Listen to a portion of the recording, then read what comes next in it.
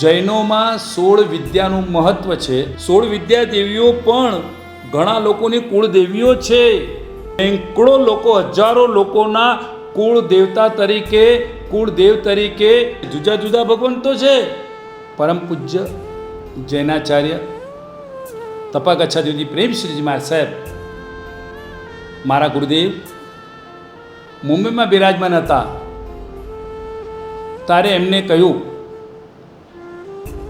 કે તે પાવાપુરી નવગ્રહ કછવા મંદિર, કાચબા મંદિરનું નિર્માણ કર્યું. લોકોને ખ્યાલ આપ્યો કે આ નવગ્રહ જે છે એના પણ પોતપોતાના ઈષ્ટ ગુરુ ભગવંત એટલે કે તીર્થંકર પરમાત્મા હોય છે. એ સરસ મજાનું તે દુનિયાને એક ઉદાહરણ પૂરું પાડ્યું. એવું જ કંઈક વિદ્યા માટે, વિદ્યા પ્રાપ્તિ માટે અને વર્તમાન કાળમાં શિક્ષણની શી આવશ્યકતા છે, તમે સમજો છો. શિક્ષણ અત્યંત મહત્ત્વનું બની ચૂક્યું છે. એના માટે કંઈક આપણા ત્યાં સરસ મજાનું હજારો વર્ષ સુધી જેના કિરણો, જેની રશ્મિઓ ફેલાતી રહે, પ્રસરાતી રહે એવું કંઈ સરસ મજાનું કાર્યનું નિર્માણ કર. અને ગુરુદેવને મેં કહ્યું જેવી આપની આજ્ઞા, અને પછી વિચાર કર્યો કે એક સરસ મજાનું હંસ મંદિર, એટલે કે જૈનોમાં હંસ ઉપર બિરાજિત મોર એટલે વિષને દૂર કરનારું, મોહ માયા આદિ અને અજ્ઞાનને દૂર કરનારું એવા પ્રકારનું મોર જેનું ચિહ્ન છે, એવા પ્રકારના હંસ મંદિરનું નિર્માણ કરવું. એટલે કે મા સરસ્વતીનું સરસ મજાનું નિર્માણ કરવું, એક મંદિર ભવ્ય બનાવવું. અને આજે લગભગ નહીં તો પ્રાય કરીને 15 કરોડની આસપાસ એક ભવ્ય અતિ ભવ્ય મહામંદિર, જૈનીઓમાં પ્રથમ, વિશ્વનું અદ્વિતીય, અનુપમ, અદ્ભુત મંદિરનું નિર્માણ શંકેશ્વરથી 4 કિલોમીટર પહેલાં જ મા સરસ્વતી માતાનું 111 ઇંચની સફેદ પાષાણમાં, માર્બલમાં એટલે સંગમરમરમાં બહુ સરસ મજાની નિર્માણ થશે. અને આજુબાજુમાં જૈનોમાં 16 વિદ્યાનું મહત્ત્વ છે. 16 વિદ્યાદેવી છે. એની પણ મોટી મૂર્તિઓ મૂકવામાં આવશે. સાથે સાથે હિન્દુઓમાં 12 સરસ્વતી માનવામાં આવે છે, એ પણ મૂકીશું.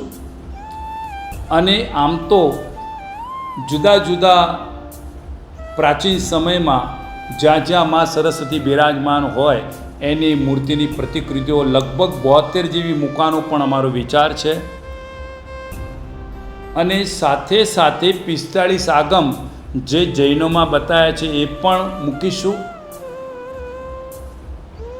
પણ આનું નિર્માણનું મહત્ત્વ શું એ તે છે, વર્તમાનમાં સારા સંસ્કારની આવશ્યકતા છે, સારા વિદ્યાની આવશ્યકતા છે, સારું શિક્ષણ જરૂરી છે.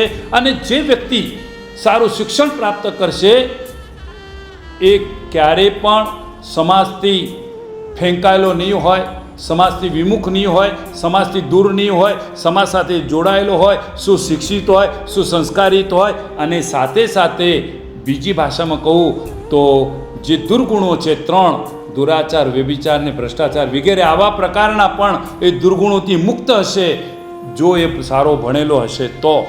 અને સમાજને પુષ્ટ બનાવવાનું કામ એ શિક્ષણ સંસ્થા દ્વારા આજનો યુવાન અને આજની યુવતી તેઓના જીવનમાં સારામાં સારો પ્રકાશ રહેલાય, વિદ્યાની પ્રાપ્તિ થાય, સદવિદ્યાની પ્રાપ્તિ થાય. અને એના માટે સરસ એક નમ્ર પ્રયાસ કરી રહ્યો છું. પણ એમાં ગુરુદેવ જ આભારી છે, ગુરુદેવની કૃપા જ આભારી છે, ગુરુદેવનો પ્રયાસ આભારી છે. અને એમના દ્વારા સ્થાપિત આ તીર્થનું નિર્માણ કાર્ય મારા દ્વારા થઈ રહ્યું છે. અને અમારા સાથેના સાધુઓ અને અમારા સાથેના સાધ્વીજી ભગવંતો પણ એમાં સારો યોગદાન આપી રહ્યા છે કે આવું સરસ મજાનું અહીં કુળદેવીનું પણ જબરદસ્ત મહામંદિર બની રહ્યું છે. તો ચાલો આપણે સમ્યક જ્ઞાનને શુદ્ધ કરીએ, સમ્યક જ્ઞાનને પામીએ અને જનજનના સર્વને માટે આ જિનાલય મંદિર ખુલ્લું મૂકવામાં આવશે અને બધા જ વિદ્યાર્થીઓ અને વિદ્યાર્થિનીઓને ખાસ આમંત્રણ છે, આવું સરસ મજાનું મંદિર નિર્માણ થાય. આવજો આવજો આવજો. આશીર્વાદ આશીર્વાદ આશીર્વાદ.